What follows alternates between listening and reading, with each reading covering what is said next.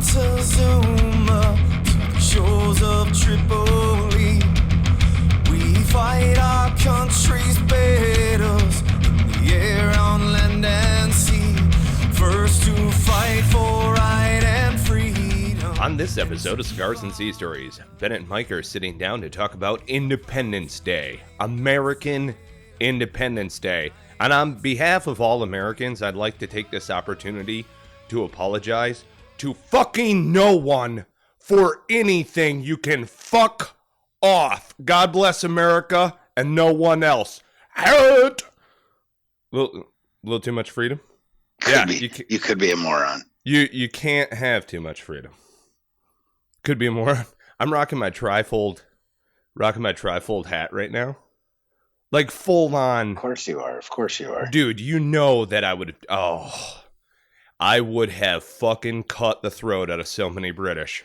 Just on principle alone. Like, I get it, we're both British. Yeah, fuck off. I don't care. I would have killed redcoats for the fuck of it. For sport.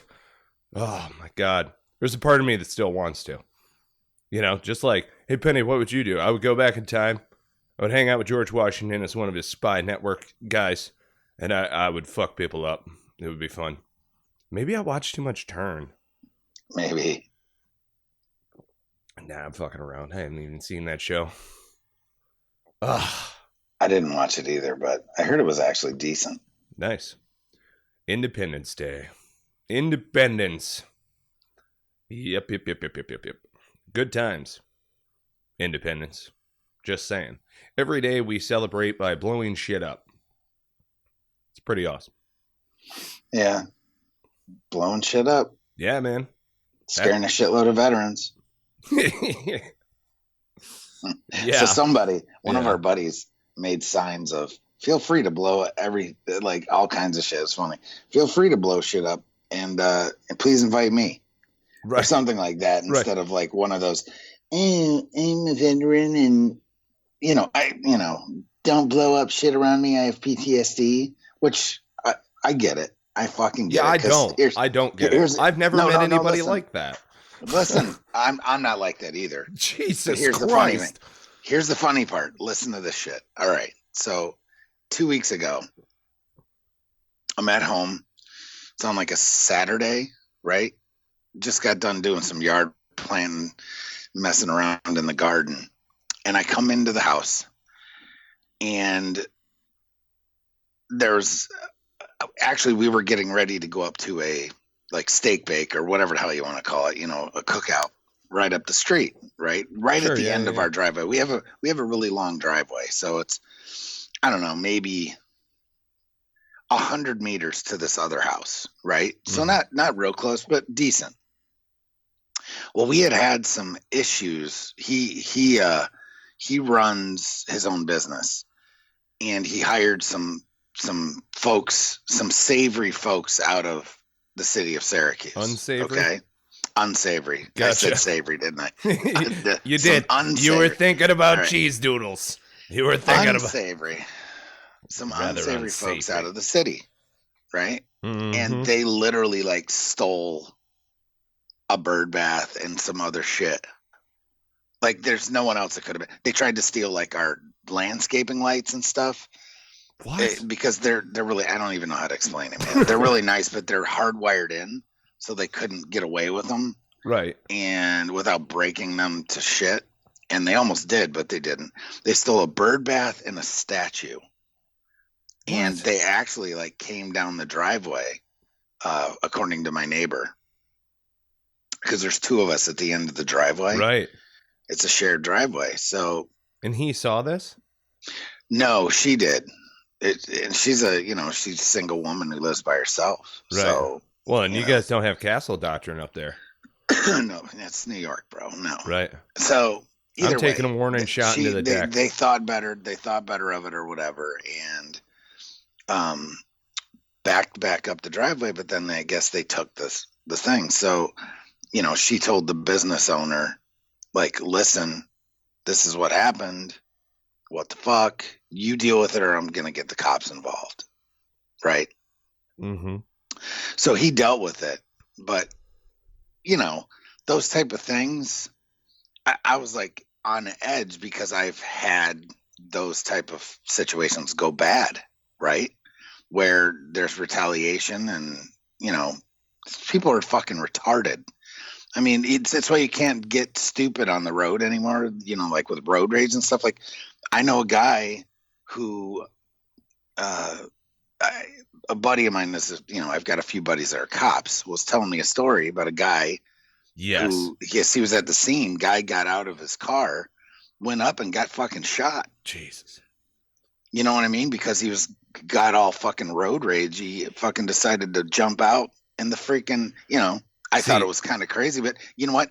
Don't roll up to a car like that. You don't know who you're dealing with, you know? So anyway, to wrap this story up, I was already on edge. Like, you know, we could have retaliation because people do dumbass shit, bro, all the time. They were like 20 somethings that have nothing better to do. They got fired from a job that paid really well because they're fucking stupid.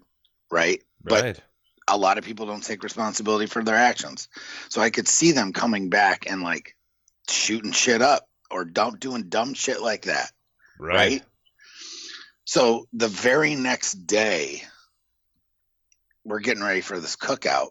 And I hear, this is exactly what I hear: screeching tires and pow, pow, pow, pow. And then like a 2-second interval, and then pow, pow, pow. Dude, I yell at my family, everybody get the fuck down. Right? And my wife comes out of the room laughing. Like, what the fuck are you laughing? She's like, well, I guess I probably should have told you. I got a text from Amy saying that Eric, he was gonna light fireworks off. And I'm like, well, that would have been nice to know before it actually happened. So that's a big joke now. Oh, man. Because I'm like, get the fuck down. You know, because you never know where bullets are going to fly. And I straight up was going I went for the closet. I was going to tear some shit down. Yeah. You know what I mean? Oh, man, that that's fucking good. gun was coming out. That's good. That Glock 22 was coming out. See, I love it because it's the preparedness. It's always like, where's my gun? You know, you can go over to a friend's house and go, like, we went swimming over the weekend over at our friends, and they have a lovely pool and all sorts of stuff. I mean, like, whew, dropped a lot on this spot, man. This is a resort pool. Anyway, it was an awesome 4th. And I keep my gun in the glove box no matter what, right? It's in a locked, you know, it's inside of a locked responsibly, container. Yes, exactly. But and as per state law, that's how it is. If you need to get at it, it's not hard. Exactly. Now, I could very easily, I mean, it's concealed carry to where I could very easily bring it and put it in the towel bag and all sorts of stuff. But I mean, little hands get places. And, dumb shit happens. Right. I don't even have a safety on my firearm. I mean, technically I do. I have a locking block and a trigger. Yeah. Right. See, it's funny though, because last night, okay, so we'll talk about this on another episode, but I was hanging out with Thomas McPherson, and he got his copy of 5-paragraph business plan first. Like, he ordered it and got it ahead of me, that son of a bitch. And so I went over to his house in my Harley last night, and we were chit-chatting whenever sun went down. And so I start rolling home. People are out in the neighborhood lighting fireworks off throughout my town. So I'm on a motorcycle riding, you know, skid lid, sticker on the back. It's got an American flag, says try burning this one, asshole. And then I'm just like rolling, feeling the freedom. People lighting off fireworks in celebratory fashion of Independence Day. And like, I'm narrowly missing these fireworks as I'm slow rolling in between all the days. It was awesome, man. I was like screaming, freedom! Yeah, it was lost on a couple of folks. I don't think they really understood how cool that was. Well, dude, like, let me ask you if you know exactly why. Here we go with our fun facts. You ready? So, do you know why they do fireworks? Yeah, it's like cannon fire, celebratory cannon fire, what have you. Yeah, it's because in 1777, 13 gunshots a 13 gun salute were fired in salute once at morning, and then once again as evening fell on the 4th of July in Bristol, Rhode Island. And then Philadelphia celebrated the first anniversary of it, with an official dinner at the Continental Congress, toasts, 13 gun salutes, speeches, prayers, music, yada, yada, yada. Kind of cool, right? We would be remiss also to not say, rest in peace, Mr. Jefferson and Mr. Adams, who died on this day. How crazy is that, man? Without knowing that one another, and they were in each other's thoughts, and people said that at their bedside, and not knowing that the other had died just hours apart. Can't remember who died first. I don't remember either, but 50 years to the day later. Yeah. And they both died on the same day. So it's like, wow, just shit just crazy. Yeah. Shit's crazy, man. It's amazing to me because it's not so much.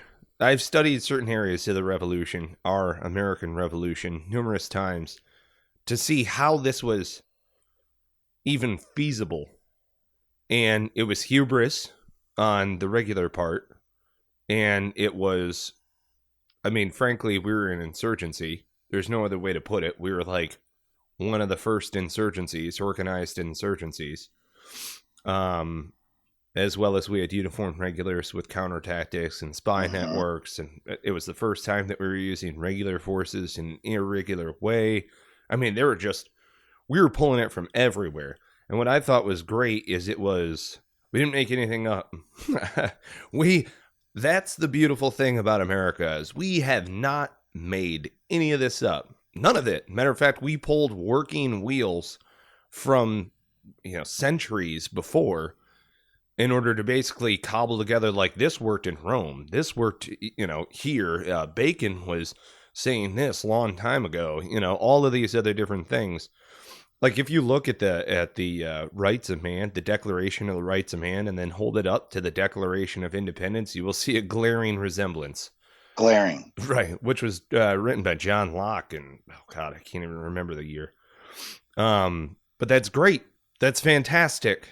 Don't reinvent the wheel. Good job. You chose all the best parts and left all the shitty ones on that side. You guys fucking deal with it. We're going to create something else over here. Which is kind of the way that they looked at it, which I thought was great. But I also love the fact that we bankrupted France, which became a true revolution from king to now the nobility and then the people and so on.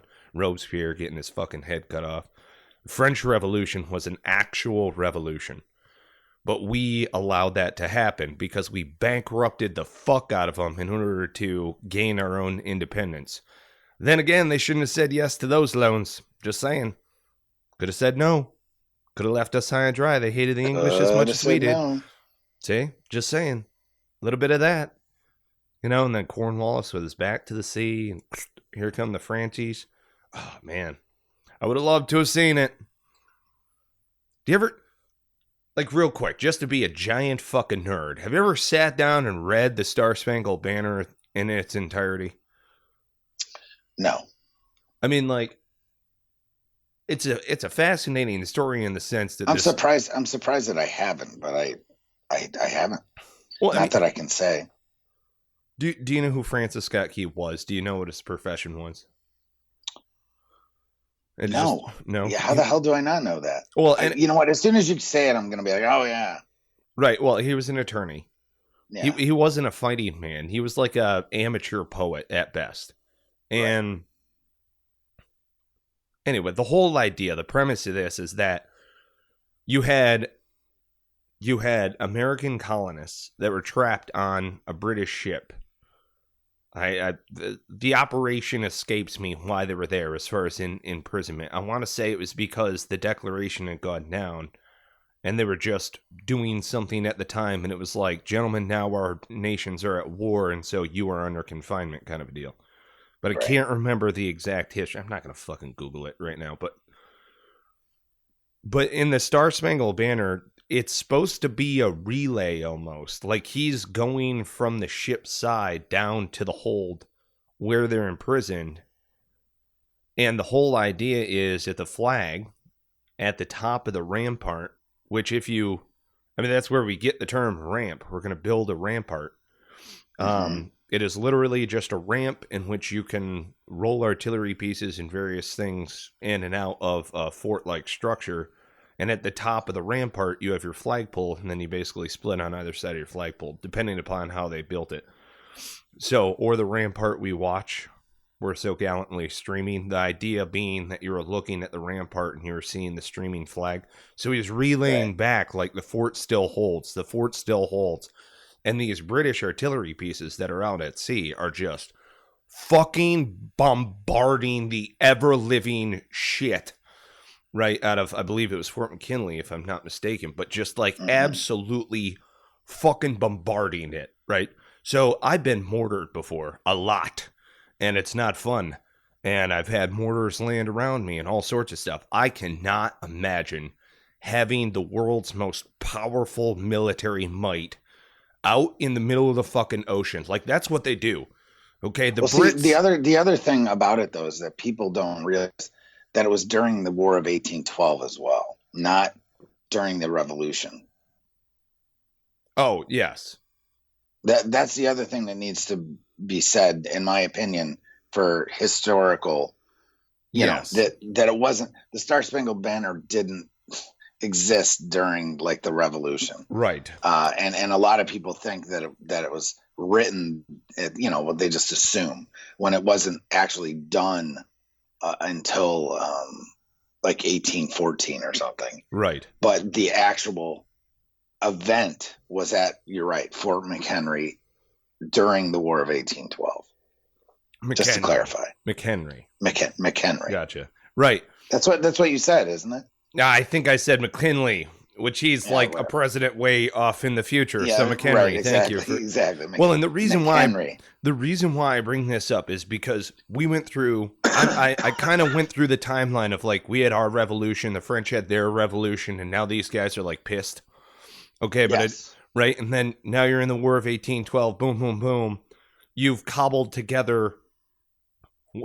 arguably cobbled together these 13 colonies into a nation. Now you have to defend it.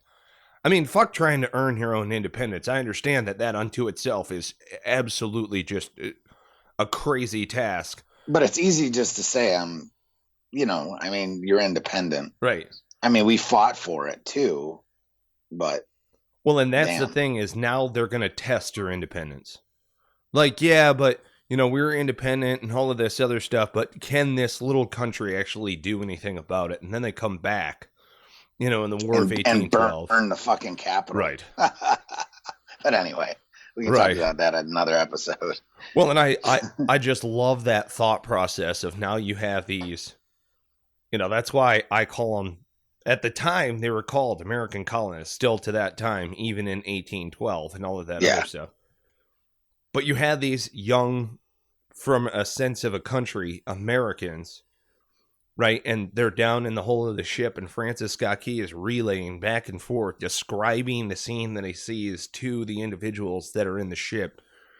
And when you think about this overwhelming might of British naval warfare, which is, I mean, that is their sweet spot, right? They live on a tiny island that they've chopped all the trees down on. It's time to go. What do you think they turn the trees into? You know what I'm saying? Right. Yeah.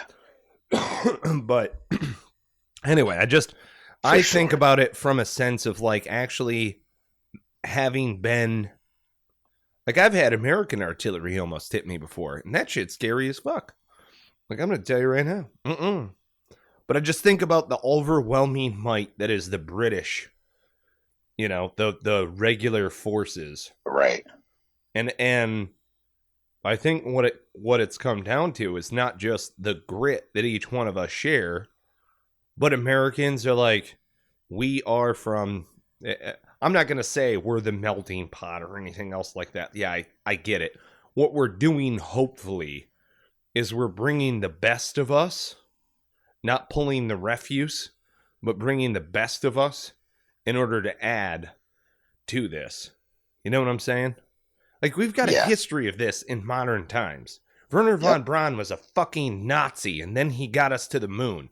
Like, what are you talking about? We stole the best from those motherfuckers, and then we told them to build a goddamn rocket. Do you not understand? Oh, well, he was a fucking Nazi, and then we treated him like a king. No, we took him from those fuckers, and then we said, no, build that over here. It's the American way. Right. Like, what? My buddy, I'm going to wrap up my little thing here, but my buddy Steve Sanderson, who we've had on the show before, said something which I think is absolutely profound. It's a privilege. It is a privilege to go to war with America, because when we're done with you, we're probably going to make you better. Well, that's the idea, right? Right? But it doesn't always happen. But, no, it does not. But what I thought was great. Yeah. Go ahead. Well, what it is, we're stealing ideas from the past nations that have been around for centuries or what have you. Or, we stole a lot of ideas from Rome. Right. A lot of conscript ideas and all of these other different things. So that was a part of how we earned our independence as well. We were cobbling together all of these other different ideas. Boom. We created an insurgency. We got help from we made a list of best practices. And right. Went on it. Right. Washington's like spy network, and then you've got, of course, the Hessians coming in, and you have all of these other different elements that are all there. People just think red versus blue. Oh, and it wasn't. Not even close. No. And like Indians got involved, and I mean, right. Yeah, man. And in all actuality, a lot of third-party fighters, especially up north. And in all actuality, it was under like, again, I'm skewed on the numbers right now. I want to say it was under like 10% of the population at the time was actively involved in the revolution. It might even be less. Yeah, it was probably more like 5 to 7%. See, so I mean, it's not like the whole of the country was burning. Like the Civil War, for instance. Wow. We're talking, hey, that's later on. Game. That's different ball game there. Different ball game. We built it up, we'll burn it down, we'll do it all over again. But, right. God, this tricorn hat just makes me feel like revolting. You know what I'm saying? The best that you remember, the best fireworks display you've ever been to. Oh, Bay City, Michigan. Bay City. Actually, what's funny, here's the funny part. I never lived in Michigan, but the best fireworks I've been to were in Michigan. I'm fucking with you, right? but I'm serious though. Okay. Sorry. I had it. Pottersville. Bay City, Michigan. Sorry. Pottersville. We used to go to the fireworks in Bay City, Michigan, but I was like, the best fireworks ever that I've seen were on the National Mall while I was out there with my family. Yeah. And DC was awesome. Right. DC is pretty awesome. It was amazing. Actually, the best one I've ever seen was there in Detroit. Really? Because they do it in conjunction with Windsor. Oh, yes. So you get fireworks from both sides of the river. It's pretty fucking cool. Right. Over the Detroit River. Mm-hmm. They probably don't do it now. This is before Detroit declared bankruptcy. So, Yeah. Nobody can go out to watch it. Yeah, this was like 1999 maybe. Or something like that.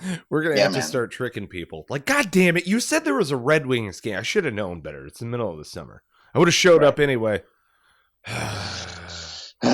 So yeah, kind of funny. And then close second is on the National Mall. But yeah, and then I've seen one in New York City, which supposedly is the biggest, but it doesn't matter. No.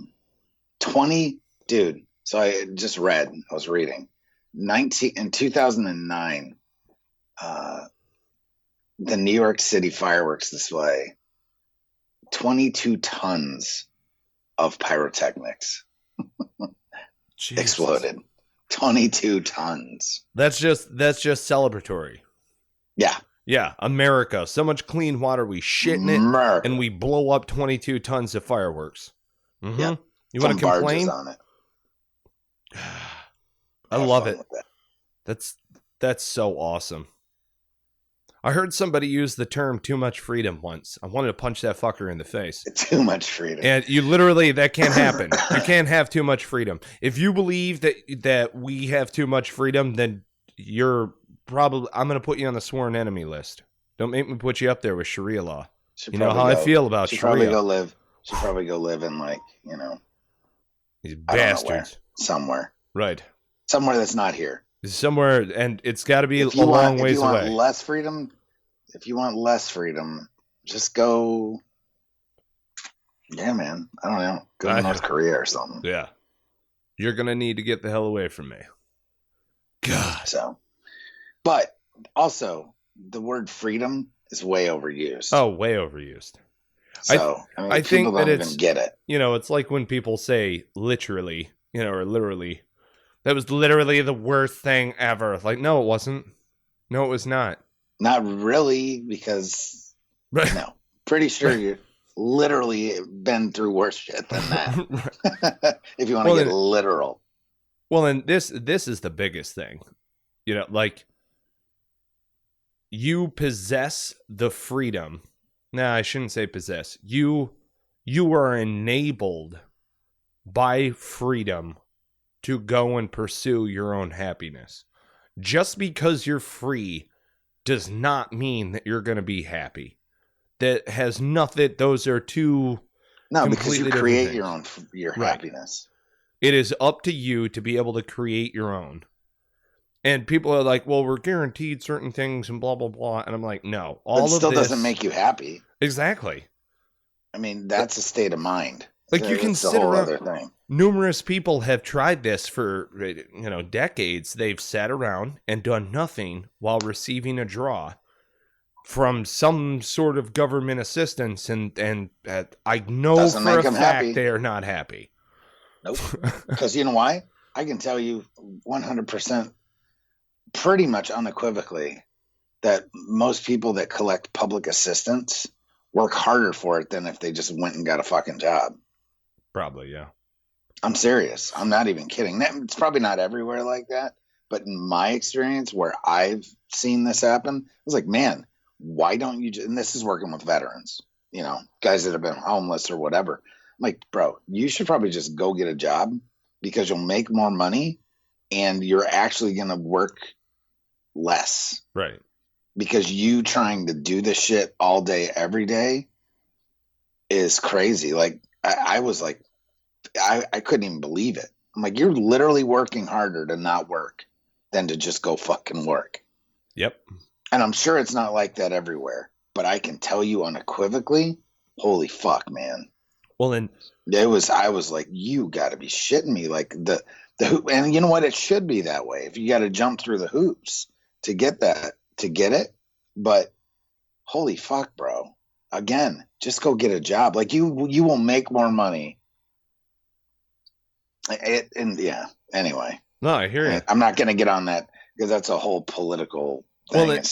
But it goes hand in hand. It goes hand in hand with what I've got to say here, because the idea, all right, the premise of this is that you have the ability to go and pursue your own happiness. You have that freedom.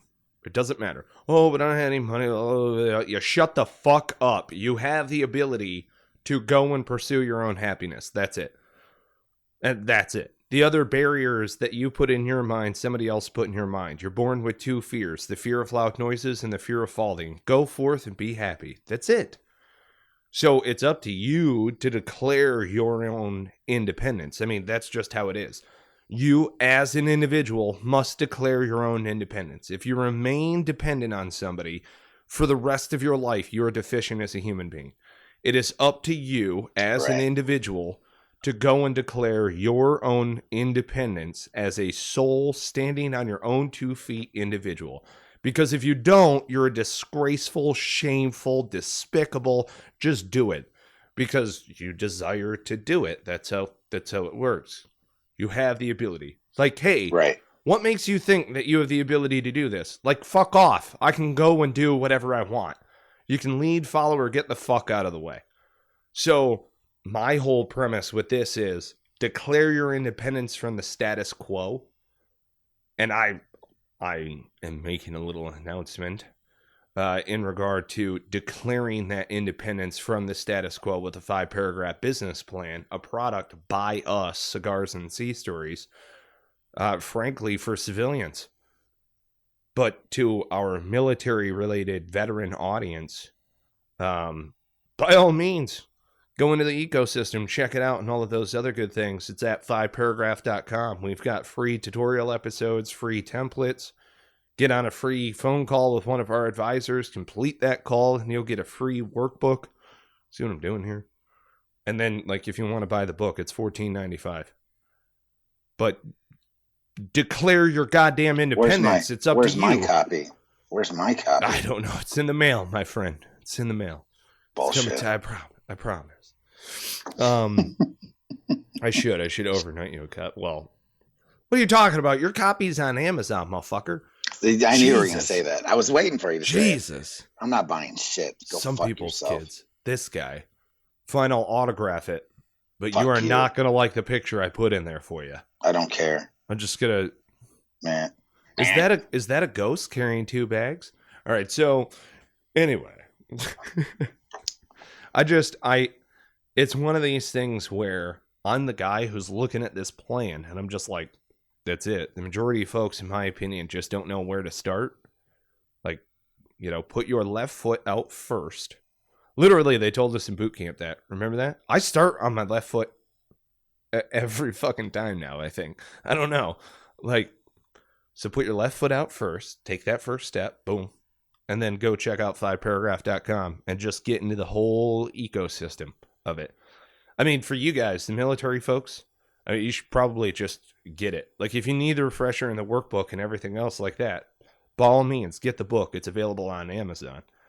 And this is something that we put together. I've been working on it a lot in the background, but it's not the book and everything else like that. It's not necessarily my baby by any means. The process of it, like getting into it, like doing it, just executing it, is something that I'm very, very, very passionate about. It's like, just write your op order and go on fucking patrol. What is wrong with you? That's the way that I feel about it. I don't know how else to put it, but yeah, it's one of those things. It's declaring your own independence. Declare, I mean, seriously, if you don't like what you're doing, like your job, like your main, way of making a living, providing for your family or whatever the hell you do, feeding yourself, change it, fix it, declare your own independence, go get the 5-paragraph business plan, freaking create a business. It's as simple as that. There you go. Get it done. Get it done. Get it done. Get it done. Let me say it one more time. Get it done. I love it. Happy Independence Day, folks, and thank you so much for listening to Cigars and Sea Stories. Thank you to our sponsors, Heroes Media Group. You guys freaking rock. More to follow with Heroes Media Group and all of the podcasts over there. If you haven't already checked out Heroes Media Group, do so now. Spartan Media for making a great website. We do appreciate your ongoing support. Thank you. And veteranslist.us. If you'd like to get a featured membership on there, you can get a half off featured membership by entering discount code Cigars and Sea. And veteranslist.us is where we go to see certified veteran-owned businesses in our area so that we know we are getting top-notch quality, and also these guys are not trying to pull a fast one on us kind of a deal. So they are going to Veterans List, getting their certification, so to speak. We know that Veterans List is vouching for those folks, and for one, that gives me a warm and fuzzy. So, yeah, man. Have you got anything for our people? Oh, I do. Sure. You do. So, and it kind of goes along with the StarSpangled Banner and this whole day, yada, yada, yada.